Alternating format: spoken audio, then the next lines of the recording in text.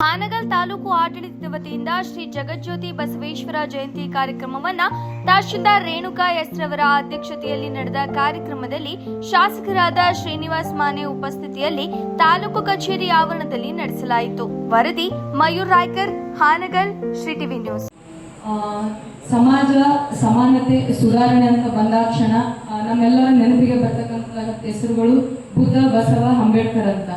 ಸಮಾಜದಲ್ಲಿ ಅಸಮಾನತೆ ಇದ್ದಾಗ ಆ ಒಂದು ಸಮಾನ ಸಮಾಜವನ್ನು ಕಟ್ಟಬೇಕು. ಜಯಂತಿಯ ಕಾರ್ಯಕ್ರಮದಲ್ಲಿ ಉಪಸ್ಥಿತಿದ್ದಂಥ ಎಲ್ಲ ಗಣ್ಯಮಾನ್ಯರೇ, ಅಧಿಕಾರಿ ವೃಂದದವರೇ, ಎಲ್ಲ ಸ್ನೇಹಿತರೆ, ಎಲ್ಲರಿಗೂ ವಿಶ್ವಗುರು ಬಸವಣ್ಣ ಅವರ ಜಯಂತಿಯ ತಾಲೂಕಾ ದಂಡಾಧಿಕಾರಿಗಳಾಗಿರುವಂಥ ಎಸ್ ರೇಣುಕಾ ಮೇಡಮ್ ಅವರು, ವಿಷಯ ಮಹಾಸಭೆಯ ಅಧ್ಯಕ್ಷರಾಗಿರುವಂಥ ಕುಮಾರ್ ದೇಶಮುಖ್ ಅವರು, ಸಿದ್ದಾಪುರ ಸರ್, ಎಲ್ಲಿಯವರು, ಮಾಂತೇಶ್ವರ ಸುಪ್ರೀಂ ಅವರು, ವಕೀಲ್ ಶಿಲ್ಪಟ್ಟಿ ಅವರು ಹಾಗೂ ಎಲ್ಲ ಇಲಾಖೆಯ ಅಧಿಕಾರಿಗಳು ಮತ್ತು ಸಾರ್ವಜನಿಕ ಬಂಧುಗಳು, ಬಹುಶಃ ಈ ಜಗತ್ತಿಗೆ ಮುಗಿಸುತ್ತಿದ್ದೇನೆ. ಬಸವಣ್ಣನವರ ಬಗ್ಗೆ ನಾವು ಮಾತಾಡ್ಲಿಕ್ಕೆ ಹೋದ್ವಿ ಅಂತಂದ್ರೆ ವರ್ಷಗಟ್ಟಲೆನೂ ಕೂಡ ಸಾಲೋದಿಲ್ಲ.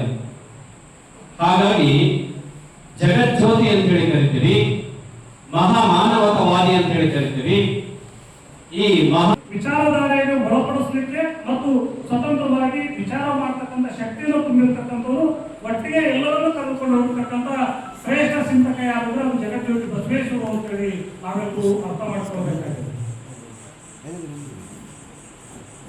ಭಾರತದ ಸಾಂಸ್ಕೃತಿಕ ನಾಯಕ ಬಸವಣ್ಣನವರನ್ನ ಸ್ಪರ್ಶವಾಗಿ ಒಂದು ಕಾರ್ಯಕ್ರಮದಲ್ಲಿ ಅಧ್ಯಕ್ಷತೆಯನ್ನು ವಹಿಸಿದಂಥ ಹಾನಗಲ್ ತಾಲೂಕಿನ ಜನಪ್ರಿಯ ಶಾಸಕರಾದ ಶ್ರೀಯುತ ಮಾನ್ಯ ಸಾಹೇಬರು ಮತ್ತು ತಾಲೂಕು ಮತ್ತಲೇ ರಾಜ್ಯದೊಳಗೆ ಬಟ್ಟೆ ಉಟ್ಕೊಂಡು ಹುಚ್ಚ ಅನ್ನೋ ಪರಿಸ್ಥಿತಿ.